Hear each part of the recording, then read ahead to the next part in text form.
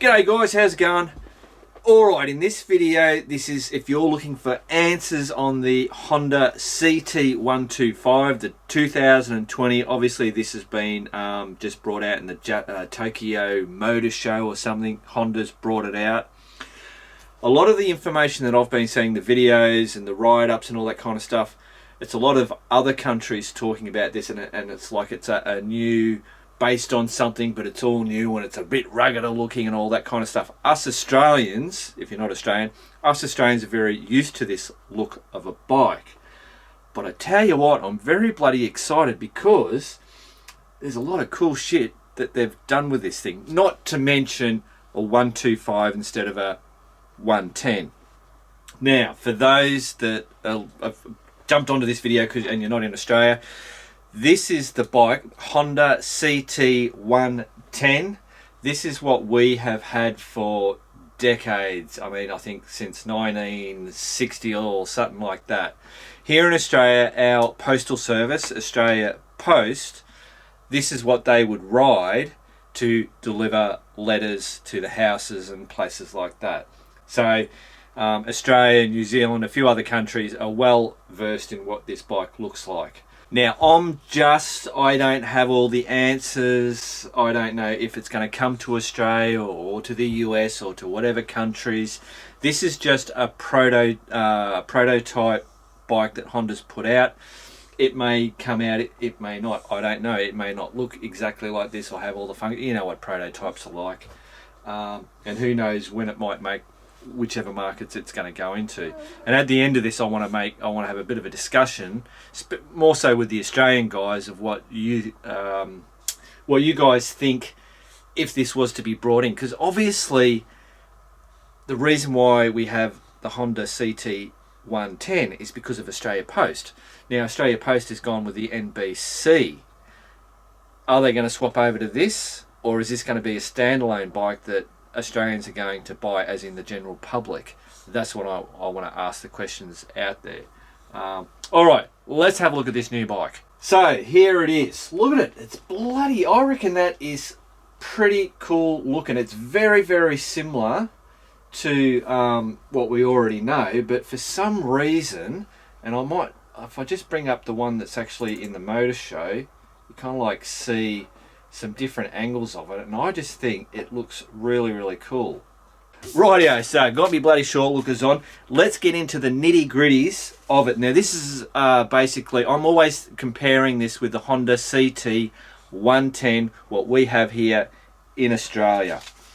So this new bike, obviously it's a 125 engine, single cylinder.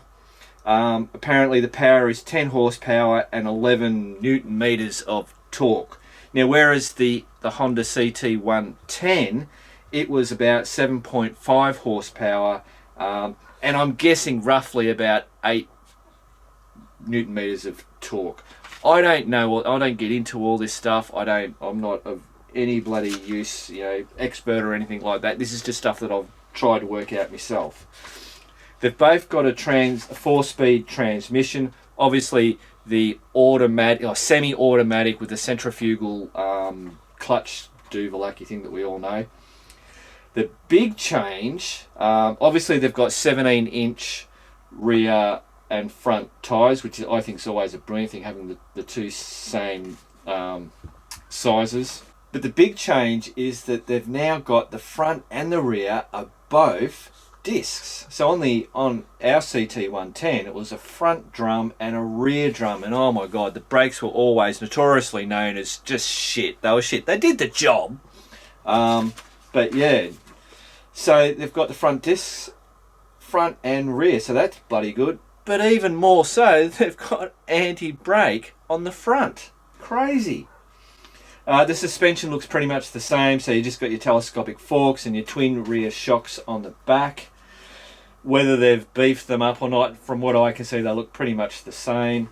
The suspension on the posties, they're robust, they're not fantastic, but they get the job done. Obviously, this bike, they're both 12-volt bikes, but the difference with the electricals is that the new bike's sporting LCD everywhere on the rear, the rear brake light, the front light, the blinkers, and check this out. Have a look at the speedo cluster. So it's all gone, I suppose you call that digital, LED digital or whatever you want to call it. So I couldn't find any photos of that cluster turned on. I see that they've still got a, what do you call it, the center stand on there, but with the Australian CT110, because they come from Australia Post, they had a kickstand on both sides of the bike. So I don't know whether that was a posty thing that they did for it, so they could hop off on either side of the bike. This one doesn't have that. The other big thing that I'm missing here is that that engine, the 125, is actually out of the Honda Grom. When I first checked this out, I didn't realise that, but that is actually the exact motor from out of the Honda Grom. And I'm presuming we can get 100 kilometres an hour instead of the old 110 getting 85 was pretty much it. I mean, I know I've had Charlie, my postie bike, up to 89. I can't get him over 89. So I think we'll talk about that later anyway. So obviously it's got some, the bones of it is exactly the same as the CT110. It's just a little bit more refined. You know, the whole the, what do you call it, the air filter and the way it goes up into the rack, that's all still the same. It's just little things have been tweaked, a little bit more, I don't know, just a little bit better looking, I suppose. So there you go, guys. That's the hopefully the new Honda CT125 that they're going to bring into Australia for us Aussies to have a bit of a play on. All right, let's get into talking a bit about this. Rightio, guys. So a discussion. Hopefully, you guys can comment if you've got any information or ideas, or even some inside bloody tips. Will this thing come to Australia? What's the likeliness of this coming to Australia? I mean, what price point is it going to come out at? Is there actually a market here in Australia for one of these bikes? Now, obviously we know we've got a very big cult following of the postie bike, the CT110, but that's because there's a huge amount of these bikes that are readily available to buy secondhand, fairly cheap. Obviously they've gone up in price because of the cult following, but back in the day you used to be able to get them as cheap as chips. So if Australia Post, and I don't see Australia Post picking this up unless it's going to be cheaper than the NBC. I don't know what the deal is there, or what Honda's idea. I believe they're looking at this as, you know, a commuter bike that can go. I think they're calling it a Honda, or it's the Honda Trail Hunter or something like that, maybe. So yeah, it'd be interesting. I don't know whether there would be a big enough market in Australia to be buying these off the showroom floor. It will depend on the price point. If they brought this to Australia, as much as I love Charlie, my postie bike, and obviously Tango is Nay's bike, not that she rides the bloody thing, I would sell those two bikes and I would buy that. Without a glimmer of a doubt. It'd be a sad day to see Charlie go, but this is the ultimate postie bike.